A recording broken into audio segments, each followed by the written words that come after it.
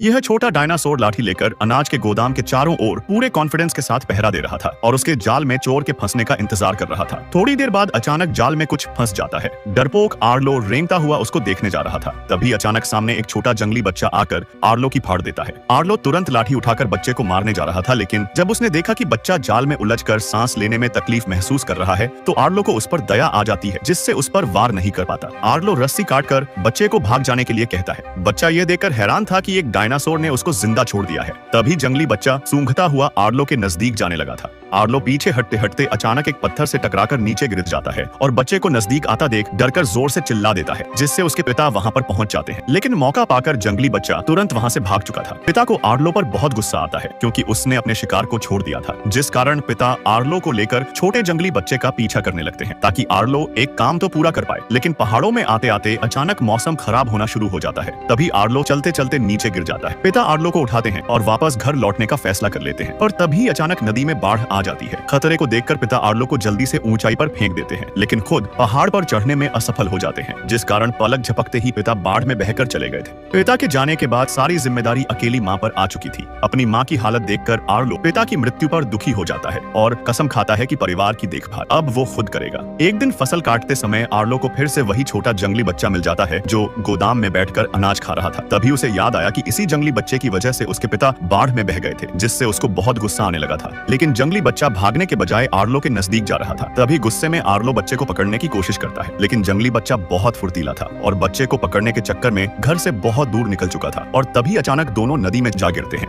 नदी का बहाव बहुत तेज था, जिसमें बहते हुए आर्लो चट्टान से टकराकर बेहोश हो जाता है। थोड़ी देर बाद जब उसको होश आया तो वो खुद को एक अनजान पथरीली जगह पर पाता है। घबराते हुए आर्लो यही सोच रहा था कि अब वो यहाँ से कैसे निकलेगा। तभी उसकी नजर पहाड़ पर बैठे जंगली बच्चे पर पड़ती है, जिसको पकड़ने के लिए वो चट्टान पर चढ़ता है और ऊपर पहुंचकर बच्चे से कहता है कि यह सब तुम्हारी वजह से हुआ है और तुम्हारी वजह से ही मेरे पिता की मृत्यु हुई थी और तुम्हारी वजह से अब मैं इस अजीब जगह पर आकर फंस चुका हूं। तभी बच्चा डायनासोर के नजदीक जाता है और उसके मुंह पर मिट्टी डालकर चला जाता है। आर्लो चट्टान पर चढ़कर अनजान जंगल को देखकर बौखलाया हुआ था। तभी उसे अपने पिता की बात याद आती है कि नदी के साथ चलकर वो अपने घर पहुंच सकता है। आर्लो अपनी बाप की सिखलाई से नदी किनारे चल रहा था। काफी देर तक चलने के बाद उसे एक लाल जामुन का पेड़ दिखाई देता है। आर्लो को बहुत भूख लगी थी, इसलिए वो चट्टान पर बैलेंस बनाकर जामुन को तोड़ने की कोशिश कर रहा था और तभी अचानक उसके पैरों तले का पत्थर फिसल जाता है, जिससे आर्लो लुढ़कता हुआ नीचे जा रहा था और दो बड़े पत्थरों के बीच में उसका पैर फंस चुका था। आर्लो अपनी पूरी ताकत लगाकर पैर को खींचने की कोशिश करता है, लेकिन काफी समय तक प्रयास करने के बाद पत्थर हिल भी नहीं रहे थे। थकान से आर्लो ऐसे ही सो जाता है और अगली सुबह एक बुरे सपने से उसकी आंख खुलती है। तभी उसने देखा कि उसके पैर चट्टान से आसानी से निकल चुके थे। किसी ने जमीन में गड्ढा खोदकर उसके पैर निकाल दिए थे। थोड़ी देर बाद आसमान काले बादलों से घिर जाता है और बारिश शुरू हो जाती है। बारिश में भीगने से बचने के लिए आर्लो शाखाओं को उठाकर एक तंबू बनाता है, जिससे आसपास के जानवर आकर्षित होने लगते हैं। तभी तंबू अचानक बिखर जाता है। आर्लो दोबारा से कोशिश करता है और इस बार उसने तंबू बना ही लिया था, जिसके बाद वो जानवरों को जीभ निकालकर चिढ़ा रहा था, लेकिन तभी उसके सर पर पानी गिर जाता है। आर्लो उदास होकर तंबू के नीचे बैठा था। तभी अचानक वो हिलती हुई घास को देखकर डर जाता है, लेकिन घास के अंदर जंगली बच्चा था।